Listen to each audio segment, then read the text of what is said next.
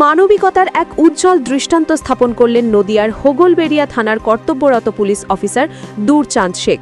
মঙ্গলবার গভীর রাতে পুলিশি টহলদারির সময় নদিয়া জেলার করিমপুর ১ নম্বর ব্লকের অন্তর্গত মোল্লাহাত গ্রামে হঠাৎ একটি অস্বাভাবিক ভিড় চোখে পড়ে তার।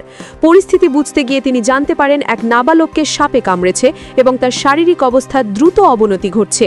এক মুহূর্ত দেরি না করে অফিসার দূরচাঁদ শেখ নিজ উদ্যোগে বালকটিকে পুলিশ গাড়িতে তুলে দ্রুত করিমপুর গ্রামীণ হাসপাতালে নিয়ে যান।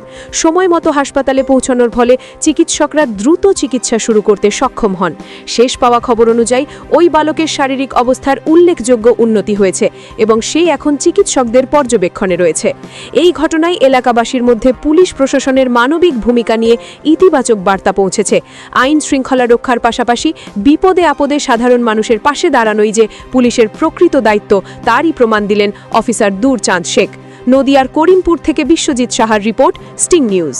গতকাল রাত্রে যখন আমরা মোল্লাহাতে একটা ডিউটি করছিলাম বা RT2 ডিউটি করছিলাম, তখন রাস্তায় আস্তে আস্তে দেখি অনেকগুলো লোকজন দাঁড়িয়ে আছে।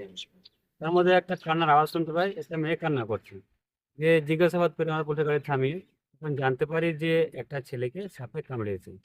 গাড়ি মানে নিয়ে যাওয়ার মতো কোনো গাড়ি পাচ্ছে না। আমরা তৎক্ষণাৎ সঙ্গে সঙ্গে পুলিশের গাড়ি করে তুলে নিয়ে ছেলেটাকে তাড়াতাড়ি করে আমরা করিমপুর হসপিটালে ভর্তি করাই। এখন বর্তমানে শুনেছি ছেলেটা এখন ভালো আছে।